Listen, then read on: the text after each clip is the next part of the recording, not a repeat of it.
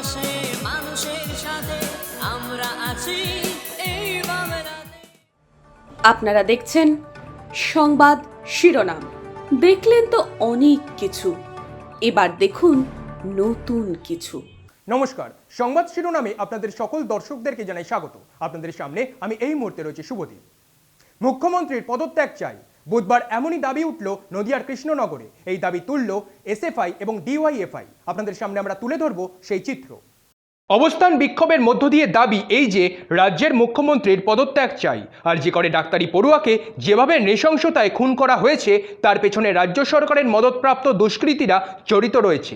তাদের আড়াল করার চেষ্টা করছে রাজ্যের মুখ্যমন্ত্রী। একটি উজ্জ্বল ভবিষ্যৎকে এভাবে হত্যা করাটা আমরা কিছুতেই মেনে নেব না। শুধু রাজনৈতিক দল নয়, সমাজের বিভিন্ন স্তরের নাগরিকরা প্রতিবাদে আজ রাস্তায় নেমেছে। আমরাও চুপ করে বসে থাকবো না, এর শেষ দেখে ছাড়বো। যতক্ষণ না পর্যন্ত দোষীদের দৃষ্টান্তমূলক শাস্তি হচ্ছে ততক্ষণ পর্যন্ত এইভাবে দফায় দফায় বিক্ষোভ চালিয়ে যাব আমরা। নদিয়া থেকে মাধব দেবনাথের রিপোর্ট, সংবাদ শিরোনাম।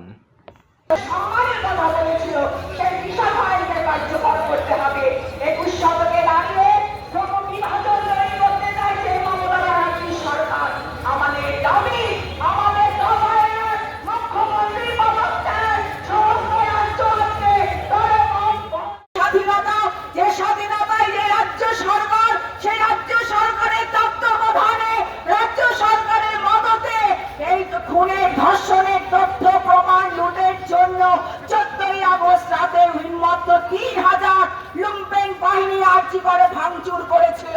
আমরা বলতে চাই, কিসের র্যাকেট, কিসের তথ্য লুকাবার জন্য রাজ্য সরকারের এত তৎপরতা? কিসের তৎপরতা? এই আর্জি করে অধ্যক্ষকে বরখাস্ত করার পরও, তিনি পদত্যাগপত্র দেওয়ার পরও তাকে একেবারে 24 ঘন্টার মধ্যে তাকে আবার মেডিকেল কলেজে আরেক জায়গায় অভিযুক্ত করে। আমরা বলতে চাই যে রাজ্য সরকার কি হতে চাইছে। আমরা বলতে চাই, এ সময় দাঁড়িয়ে বিভিন্ন অঙ্গিকে বিভিন্ন প্রস্তুচ্ছেদের মানুষ আজকে নেমেছে এই কারণে। দেখেছে তারা কামদুনি, দেখেছে তারা হাতরাস, দেখেছে তারা হাসকরি। একটার পর একটা আমার রাজ্যের অভ্যন্তরে ঘটনা ঘটেছে। রাজ্য সরকারের তত্ত্বাবধানে, মমতা ব্যানার্জির তত্ত্বাবধানে একটার পর একটাকে ধামাচাপা, কখনো সাজানো ঘটনা, কখনো লাভ অ্যাফেয়ার বলে ধর্ষিতাদের পক্ষে না দাঁড়িয়ে ধর্ষকদের পক্ষে দাঁড়িয়েছে। ফলে মানুষের দেয়ালে পিঠ থেকে গেছে। স্লোগান উঠেছে সমস্ত জায়গা যে কিনা নির্যাতিতার বিচার দিতে হবে। 14ই আগস্ট রাত যেদিন আমরা রাত দখল করলাম, সেই দিন সমস্ত এসএফআই ডিআইবি মেয়েরা মহিলারা মিছিল করছে। 3000 উন্মত্ত বাহিনী আর্জি করে গিয়ে ভাঙচুর চালালো। প্রশাসনের কাছে কোনো খবর ছিল না, তাই কি করছে?